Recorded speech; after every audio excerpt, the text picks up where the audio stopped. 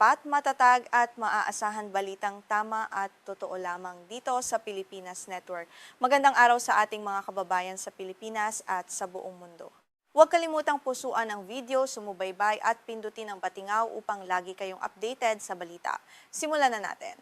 Mabilis na uminit ang kalagayan ng seguridad at hiyopolitika sa gitnang silangan noong Hulyo 22, 2026 dahil sa dalawang malalaking pangyayaring sabay na naganap.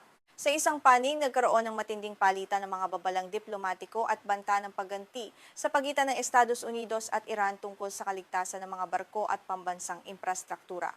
Sa kabilang panig naman, formal na nilagdaan ng Estados Unidos at Saudi Arabia ang isang mahalagang kasunduan sa mapayapang paggamit ng enerhiyang nuklear na nagbukas ng mga bagong usapin tungkol sa seguridad ng buong rehiyon.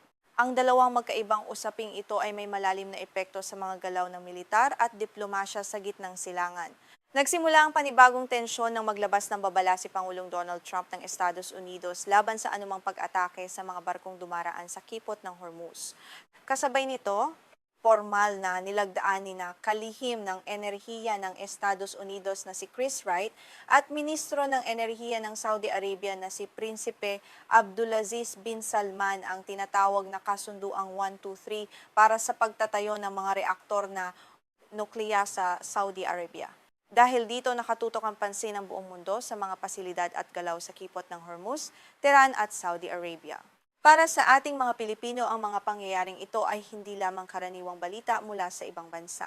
Nag-aangkat ang Pilipinas ng mahigit ng 2% ng pambansang pangangailangan nito sa petrolyo. Ang anumang sigalot sa kipot ng Hormuz ay direktang nakaaapekto sa pandaigdigang supply at presyo ng langis kabilang ang Singapore Mean of Platts o MOPS na ginagamit na batayan sa pagtatakda ng presyo ng mga produktong petrolyo sa Pilipinas. Kapag tumaas ang presyo ng petrolyo, karaniwang kasunod na tumataas ang pamasahe, gasto sa paghahatid ng mga produkto at presyo ng mga pangunahing bilihin. Maaari rin itong palalain ang inflasyon at dagdagan ang pasanin ng bawat pamilyang Pilipino. Napakahalaga ring subaybayan ang katatagan sa gitnang silangan dahil sa kapakanan ng ating mga kababayan. Tinatayang 2.2 hanggang 2.5 milyong manggagawang Pilipino sa ibayong dagat o OFW ang naninirahan at nagtatrabaho sa Saudi Arabia, United Arab Emirates, Qatar, Kuwait at mga karatig bansa. Ang anumang paglala ng tensyong militar o banta sa seguridad sa mga bansang ito ay maaaring direktang maglagay sa panganib sa kaligtasan at kabuhayan ng ating mga kababayan, gayon din ang kanilang mga pamilyang umaasa sa kanila sa Pilipinas. Ang usapin tungkol sa kakayahang nuklear at mga banta ng digmaan ay mayroon ding malawak na epekto sa pandaigdigang seguridad at sa daloy ng mga kalakal sa buong mundo. Kapag nagkaroon ng matinding hindi pagkakaunawaan ng mga pangunahing kapangyarihan sa rehiyon, maaari nitong maapektuhan ang pambansang badyet at patakarang panlabas ng Pilipinas. Kaya naman mahalagang suriin ng mabuti kung paano nagsimula ang bagong tensyong ito sa pagitan ng Estados Unidos at Iran. Nagsimula ang pinakabagong palitan ng mga banta nang magpahayag si Pangulong Donald Trump sa Truth Social ng opisyal na babala tungkol sa seguridad sa kipot ng Hormuz. Ayon kay Pangulong Trump, sa bawat pagkakataong magpapaputok ang Iran sa isang barko sa kipot ng Hormuz gamit ang missile, rocket, drone o iba pang sandata, wawasakin ng Estados Unidos ang isang tulay o planta ng kuryente sa Iran. Kabilang sa mga binanggit na posibleng puntiryahin ng Estados Unidos ang mga infrastrukturang matatagpuan malapit sa kabisera o sa mismong lungsod ng Tehran. Hindi naman nagpahuli ang pamahalaan ng Iran sa pagbibigay ng opisyal nitong tugon noong Hulyo 22, 2026 sa pamamagitan ng platapormang X. Inilahad ni Ministro ng Ugnayang Panlabas ng Iran na si Abbas Araghchi ang kanilang doktrina sa pagtatanggol na nakabatay sa prinsipyong mata sa mata o katumbas na pagganti. Sa ilalim nito, ang anumang pag-atake sa mga pambansang pasilidad at infrastruktura ng Iran ay tutugunan umano ng matindi at determinadong paghihiganti. Idinagdag pa niya na ang sinumang tutulong o makikibahagi sa ganitong uri ng agresyon ay tuturing ding lehitimong punteriya. Nagbigay rin ng babala ang tagapagsalita ng parlamento ng Iran na si Muhammad Bagher Ghalibaf. Ayon sa kanya, kapag itinuloy ng Estados Unidos ang pag-atake sa mga pasilidad ng Iran, walang infrastruktura sa buong rehiyon ang magiging ligtas. Nagbabala rin siyang maaaring kumilos ang Iran upang patigilin ang lahat ng pagluluwas ng langis mula sa Golpo ng Persia. Sa kabila ng matitinding pananalitang ito, mahalagang linawin na ang mga pahayag ay nananatili pa lamang sa antas ng retorika at diplomatikong pagbabanta. Ang mga ito ay nagsisilbing opisyal na posisyon ng bawat pamahalaan upang magbigay ng psikolohikal at diplomatikong presyon sa kalaban. Gayunpaman, kinakailangan pa ring bantayang mabuti ang mga aktual na galaw ng militar ng dalawang bansa dahil maaring mapataas ng mga ito ang panganib ng aksidente o maling pagtataya. Upang maunawaan kung bakit napakalaki ng epekto ng usaping ito, kailangang tingnan ang heograpikong kahalagahan ng kipot ng Hormuz. Ito ang isa sa pinakamahalagang makipot na daanan ng mga barkong nagdadala ng langis sa buong mundo. Humigit kumulang 20.3 milyong bariles ng langis bawat araw o halos 20 hanggang 25% ng langis na iniluluwas sa pamamagitan ng dagat sa buong mundo ang dumaraan sa makipot na daanang ito.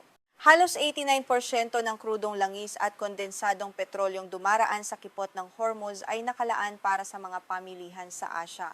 Kabilang dito ang China, India, Japan, South Korea at mga bansa sa Timog Silangang Asya.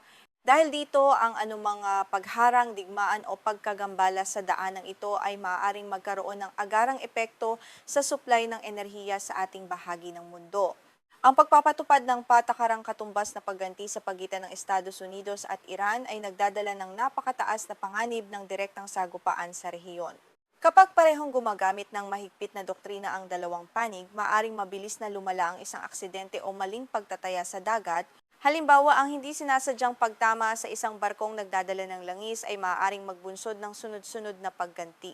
Ang isang pag-atake sa isang barkong pangkalakalan ay maaaring agad na masundan ng pag-atake sa mga linya ng kuryente, planta ng kuryente, tulay at iba pang mahahalagang infrastruktura sa mga pangunahing lungsod. Sa ganitong sitwasyon, maaaring mahirapang pigilan ng dalawang panig ang patuloy na paglala ng labanan. Sa pagsusuri sa usaping ito, mahalagang panatilihin ang balanseng pananaw at maunawaan ang posisyon ng bawat panig. Mula sa pananaw ng Estados Unidos, iginigiit nitong may tungkulin at kapangyarihan itong protektahan ang malayang paglalayag at walang sagabal na daloy ng pandaigdigang kalakalan laban sa mga hindi pangkaraniwang uri ng pag-atake. Naniniwala ang Washington na kinakailangan ng matinding babala upang mapigilan ang Iran sa pag-abala o pag-atake sa mga barko ng iba't ibang bansa. Sa panig naman ng Iran, iginigiit ng pamahalaan sa Tehran na may karapatan itong ipagtanggol ang pambansang soberanya at mga pasilidad laban sa anumang panlabas na banta. Para sa Iran, ang patuloy na presensya ng militar ng Estados Unidos sa mga karatig dagat nito at ang mga direktang pagbabanta sa kanilang infrastruktura ang ilan sa mga pangunahing sanhi ng kawalan ng katatagan sa rehiyon. Ang dalawang magkaibang pananaw na ito ang nagpapanatili sa mataas na antas ng tensyon sa gitnang silangan. Habang nagpapatuloy ang tensyon sa pagitan ng Washington at Tehran, isang hiwalay ngunit kaugnay na pangyayari naman ang naganap sa pagitan ng Estados Unidos at Saudi Arabia. Formal na nilagdaan ni nakalihim ng enerhiya ng Estados Unidos na si Chris Wright at Ministro ng Enerhiya ng Saudi Arabia na si Prinsipe Abdulaziz bin Salman ang isang 30 taong kasunduan sa mapayapang pakikipagtulungan sa larangan ng enerhiyang nuclear. Ang kasunduang ito ay nakapailalim sa Section 123 ng Batas sa Enerhiyang Atomiko ng Estados Unidos noong 1954. Kalakip din ito ang isang magkahiwalay na kasunduan para sa mga pananggalang at pangangasiwa sa paggamit ng materyales na nuklear. Sa ilalim ng mahalagang kasunduang ito, pinapayagan ng Saudi Arabia na magtayo ng mga makabagong Westinghouse AP1000 na reaktor na nuklear na gumagamit ng magaang tubig bilang pampalamig. Itatayo ang mga ito sa teritoryo ng Saudi Arabia gamit ang teknolohiyang Amerikano. Ang proyekto ay tinatayang nagkakahalaga ng 10 bilyong dolyar at isasagawa sa loob ng 30 taon.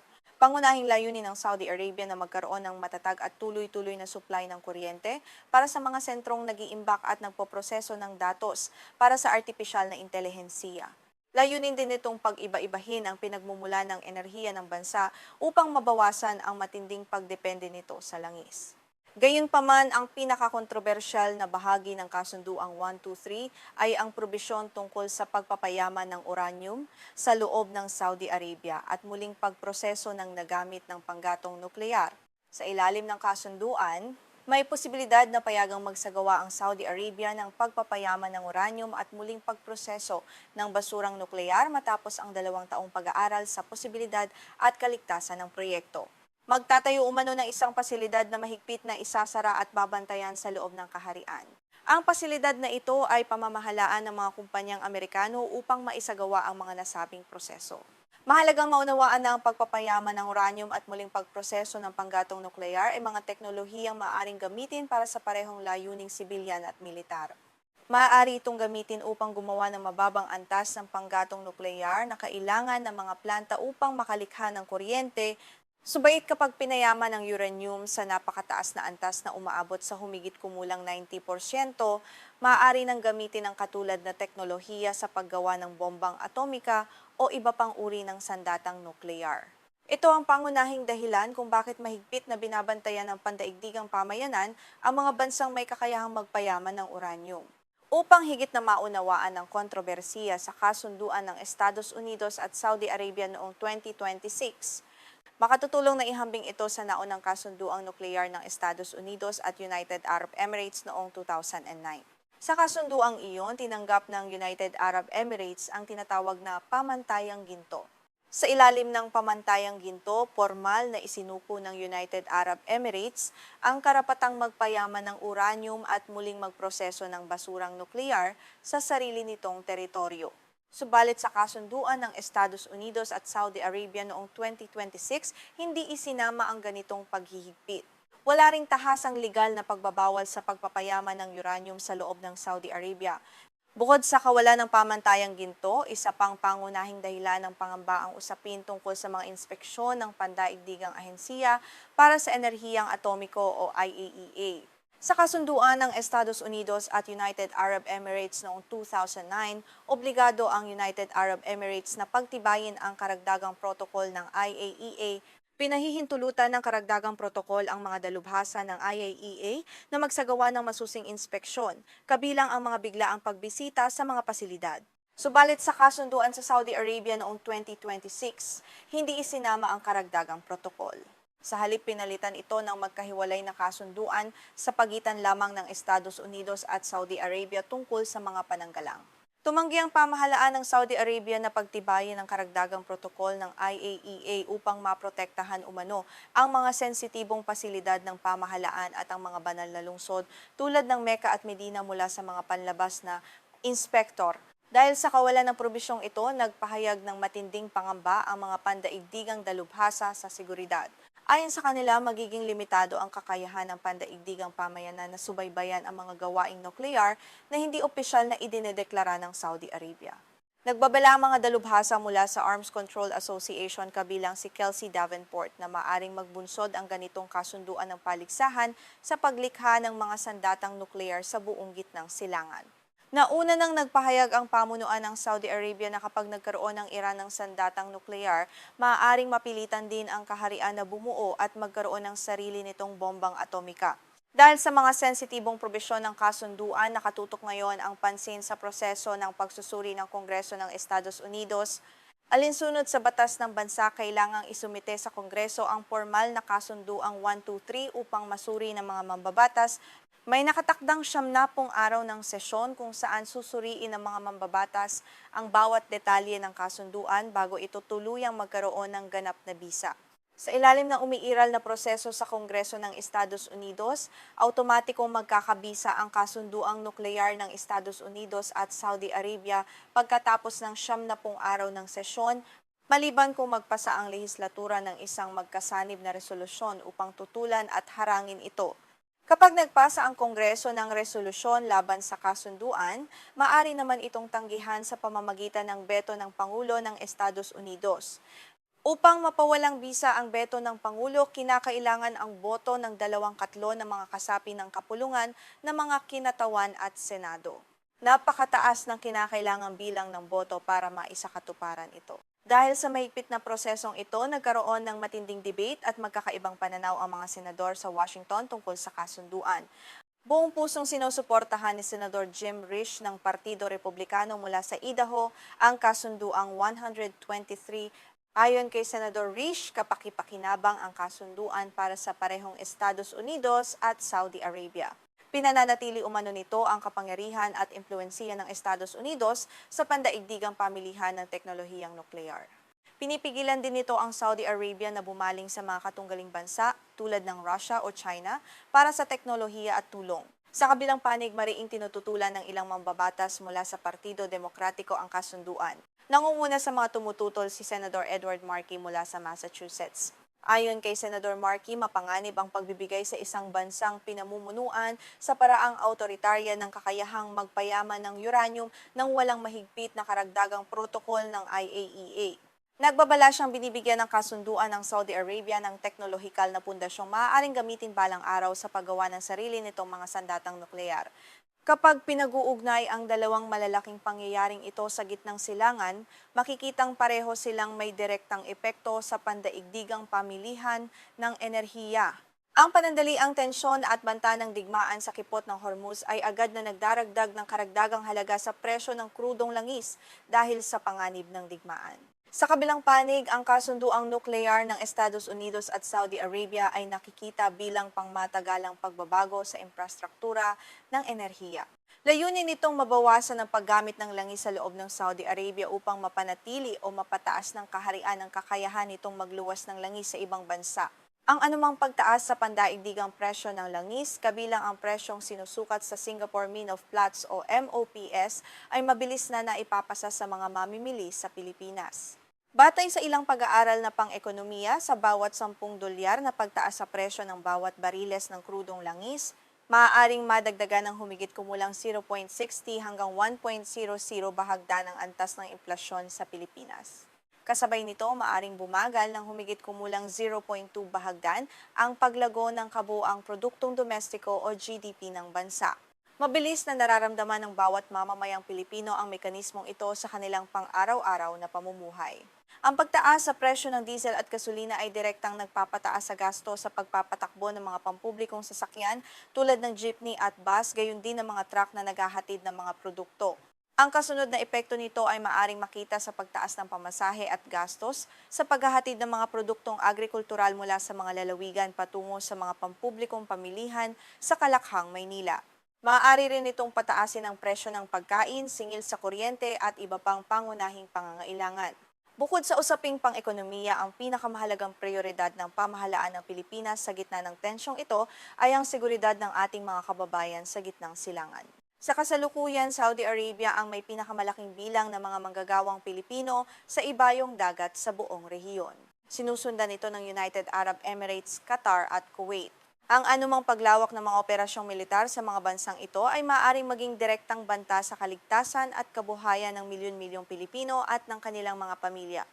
Dahil sa mga banta sa rehiyon, nakahanda ang mga tanggapang diplomatiko ng Pilipinas at ang kagawaran ng mga manggagawang mandarayuhan o DMW na magpatupad ng mga planong pangkagipitan. May nakahandang sentro ng pamamahala sa krisis na gumagana sa loob ng 24 na oras bawat araw sa ilalim ng DMW at kagawaran ng Ugnayang Panlabas o DFA upang subaybayan ang kalagayan sa rehiyon. Nakahanda rin ang pondo para sa biglaang pagpapauwi ng mga manggagawa upang tustusan ng mga inuupahang eroplano o paglikas sa pamamagitan ng lupa. Maaari itong gamitin sakaling itaas ang antas ng babala sa ikatlong antas para sa kusang loob na pagpapauwi o ikaapat na antas para sa sapilitang pagpapauwi. Naghahanda na rin ang mga tanggapan para sa mga manggagawang mandarayuhan o MWO sa mga embahada at konsulado sa Riyadh, Jeddah at iba pang pangunahing lungsod sa gitnang silangan. Inihahanda ng mga tanggapang ito ang mga ligtas na pansamantalang matutuluyan, tulong na pagkain at pangunahing kagamitan, gayon din ang mga paraan ng pakikipag-ugnayan sa ating mga kababayan kung sakaling lumala ang tensyon. Gayunpaman, pinaaalalahanan ng publiko na sa kasalukuyan ay nananatili pa lamang sa antas ng diplomasya at retorika ang karamihan sa mga pahayag ng mga bansang sangkot. Bilang pagbubuod, dalawang pangunahing pangyayari ang kasalukuyang nagbabago sa geopolitikal na kalagayan ng gitnang silangan. Una ritong mahigpit na palitan ng mga babala at banta ng katumbas na pagganti sa pagitan ng Estados Unidos at Iran. Nakatuon ang kanilang pagtatalo sa seguridad ng mga barkong dumaraan sa kipot ng Hormuz at sa posibilidad ng pag-atake sa mga pambansang tulay, planta ng kuryente at iba pang infrastruktura. Pinananatili nito ang mataas na panganib ng isang hindi sinasadyang sagupaan. Pangalawa, ang formal na paglagda ng Estados Unidos at Saudi Arabia sa 30 taong kasunduang 123 para sa mapayapang paggamit ng enerhiyang nuklear. Binubuksan nito ang posibilidad ng pagpapayaman ng uranium at pagtatayo ng mga reaktor na Westinghouse AP1000 sa Saudi Arabia. Gayunpaman, nagdudulot ito ng matinding debate dahil sa kawalan ng karagdagang protocol ng IAEA at ng mga paghihigpit na nakapaloob sa pamantayang ginto. Sa kabila ng bigat ng mga usaping ito, nananatiling walang kinikilingan at nakabatay sa mga impormasyon ang ating pagsusuri. Ang layunin natin ay magbigay ng malinaw at tumpak na paliwanag upang maunawaan ng publikong Pilipino ang tunay na kahalagahan ng mga pangyayaring ito sa ating ekonomiya, pambansang seguridad at kaligtasan ng ating mga kababayang nagtatrabaho sa gitnang silangan. Sa mga susunod na araw at buwan, may ilang mahahalagang pangyayaring kailangang patuloy na subaybayan kaugnay ng dalawang usaping ito. Una ay ang mga galaw sa loob ng Kongreso ng Estados Unidos habang nagsisimula ang 70 araw na panahon ng pagsusuri. Dito malalaman kung magkakaroon ng sapat na suporta ang mga kritiko sa Senado at kapulungan ng mga kinatawan upang magpasa ng magkasanib na resolusyon laban sa kasunduan. Pangalawa ay ang mga aktual na galaw at operasyong militar sa kipot ng Hormuz. Ang anumang insidente sa lugar ay maaaring direktang magpataas sa halaga ng siguro para sa mga barkong nagdadala ng langis at sa pandaigdigang presyo ng petrolyo.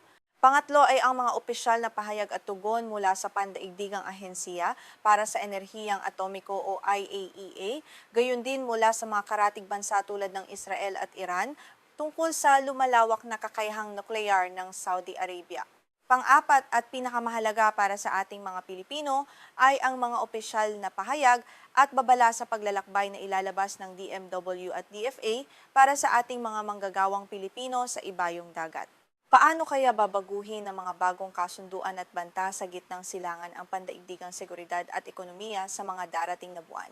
Upang patuloy kayo makatanggap ng mga pinakabagong balita at masusing pagsusuri tungkol sa heopolitika, pindutin ang like, mag-subscribe sa ating channel at i-on ang kampana para hindi ninyo makaligtaan ang iba pa nating mga ulat.